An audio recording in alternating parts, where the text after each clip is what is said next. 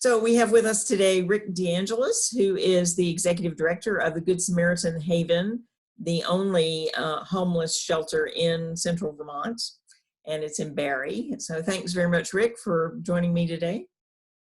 Glad to be speaking with you. My pleasure. Great, thanks. So please tell me, first of all, a little bit about the facility itself and how many people you can have a night, and what kind of programming you offer there too. Yeah, sure.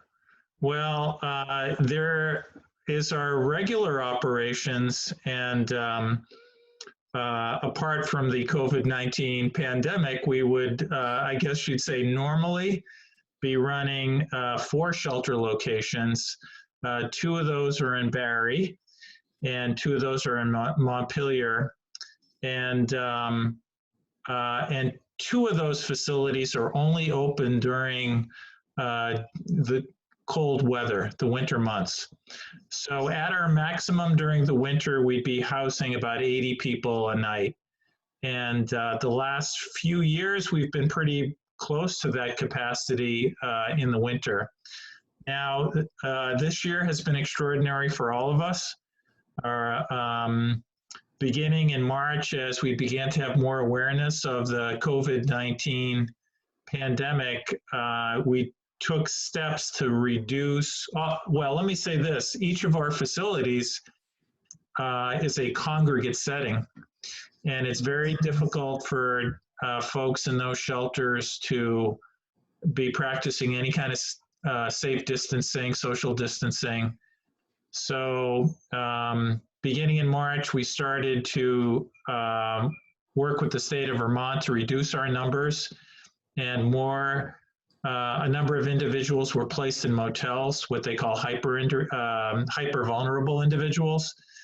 And then around the beginning of April, everyone was moved to one of our area motels. So right now we're providing staffing at 2 motels with about 125 rooms altogether.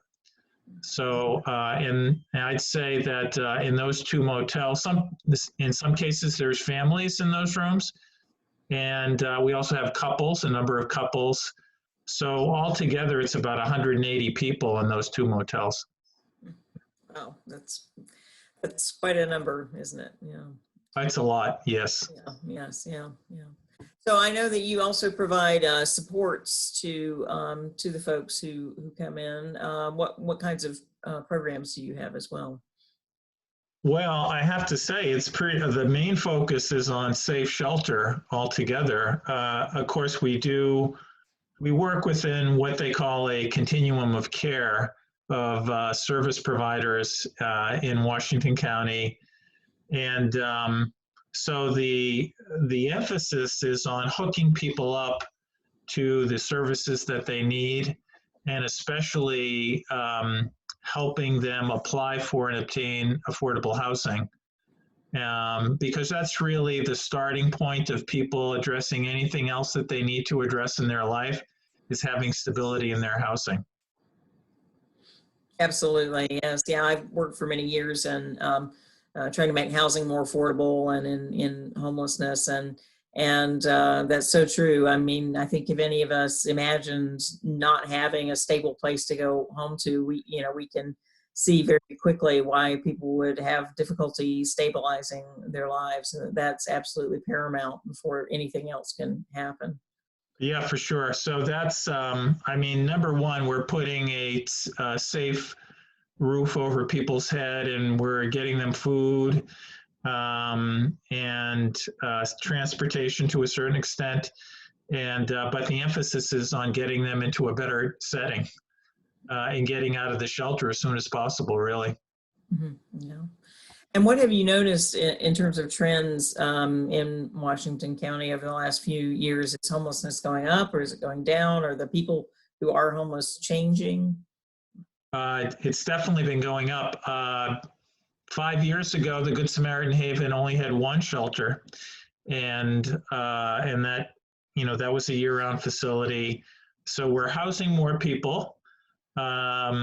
I would say the causes of homelessness become more complex, and that's a trend. There's more substance abuse, more mental illness as part of the factors. And this period in the motels has been in many ways extraordinary. But one thing that it has illuminated is that there's more than 77 people who are homeless in our region, or people who are precariously housed. I mean, there's over 200 people that are staying in a general, an economic services division. They have an economic services division voucher for their motel room. And that means that they have nowhere else to live. So I think what it's showing is that there were a lot of people that were right on the edge, and they were doubling up or living in difficult situations, and now they're in the motels. And so I'm very, I've been working in Washington County for a long time in housing, and I am taken aback by the numbers that we're seeing in the motels. And the other factor is that, we're second only to Chittenden County in terms of the number of people who are homeless. And I feel very humbled by that problem and challenge. Well, thank you so much for the work that you do and the people that you help, and thanks for stepping up during this difficult time too. It's hard on all of us, but it's especially difficult for those who are precariously housed, I'm sure. Yes. Yep. So thank you. Thanks for speaking with me today, and all the best. Yes. Continued work. Well, thanks so much, and say hello to Melissa for me in your next meeting with her. Okay. Will do. Yes, great. Okay. Thanks, Debbie. All righty. Take care. Bye. Bye.